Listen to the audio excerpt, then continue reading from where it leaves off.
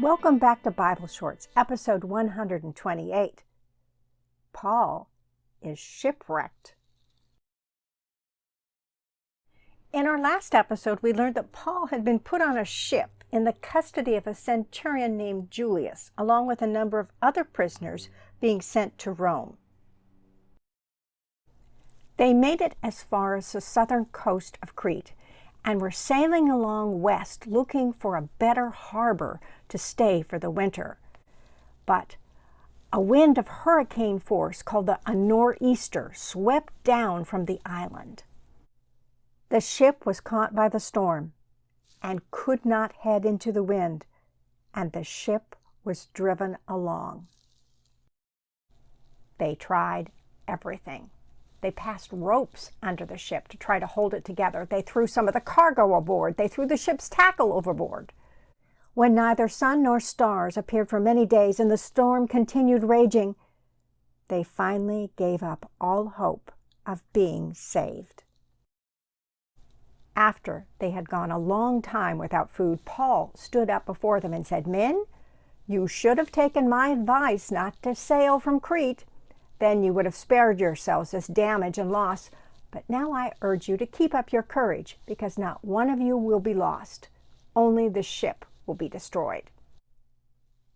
Last night, an angel of the God to whom I belong and whom I serve stood beside me and said, 'Do not be afraid, Paul. You must stand trial before Caesar, and God has graciously given you the lives of all who sail with you. So keep up your courage, men, for I have faith in God that it will happen just as he told me. Nevertheless, we must run aground on some island.'" On the 14th night, 14 days in this storm? Wow! They were still being driven across the sea when about midnight, the sailors sensed they were approaching land.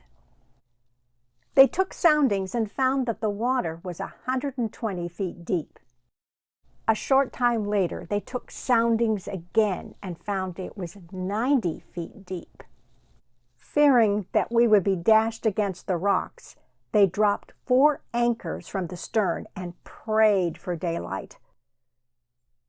Then, in an attempt to escape from the ship, the sailors let the lifeboat down into the sea, pretending they were going to lower some anchors from the bow. Then Paul said to the centurion and the soldiers, "Unless these men stay with the ship, you cannot be saved." So the soldiers cut the ropes that held the lifeboat and let it drift away. Just before dawn, Paul urged them all to eat. "For the last 14 days, he said, you've been in constant suspense and have gone without food. You haven't eaten anything. Now I urge you to take some food. You need it to survive. Not one of you will lose a single hair from his head." After this, he took some bread and gave thanks to God in front of them all. Then he broke it and began to eat. They were all encouraged and ate some food themselves.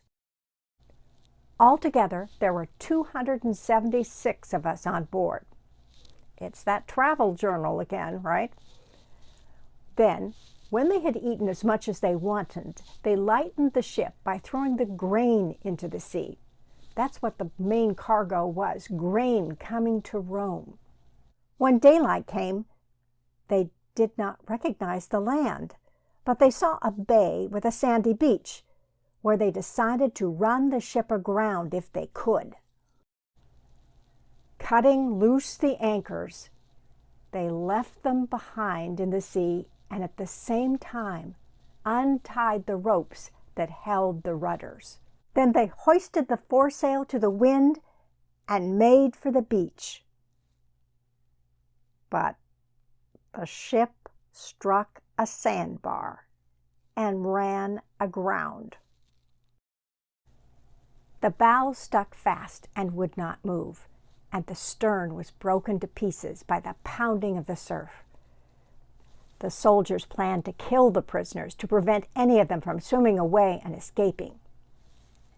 But the centurion wanted to spare Paul's life and kept them from carrying out their plan. He ordered those who could swim to jump overboard first and get to land. The rest were to get there on planks or on other pieces of the ship. In this way, everyone reached land safely. Well, where were they? Once safely on shore, we found out that the island was called Malta. The islanders showed us unusual kindness. They built a fire and welcomed us all because it was raining and cold. Paul gathered a pile of brushwood, and as he put it on the fire, a viper, driven out by the heat, fastened itself on his hand.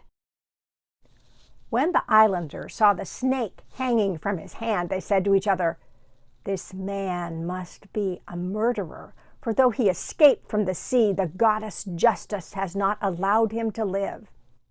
But Paul shook the snake off into the fire and suffered no ill effects. The people expected him to swell up or suddenly fall dead. But after waiting a long time and seeing nothing unusual happen to Paul, they changed their minds and said, "Oh, he's a god." Once again, we've been through this before, right? And it turns out there was an estate nearby that belonged to the chief official of the island, a man called Publius.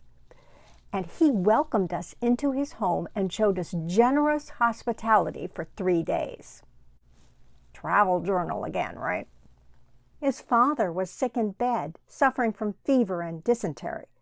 Paul went in to see him and after prayer placed his hands on him and healed him.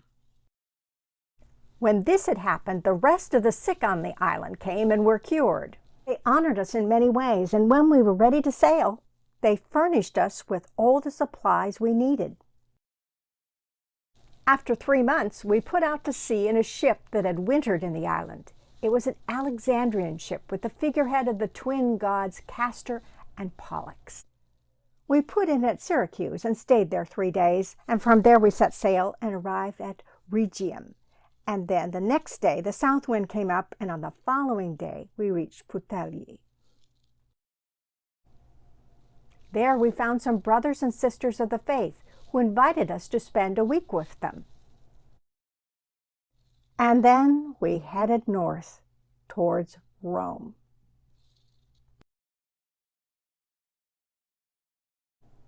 What happens next?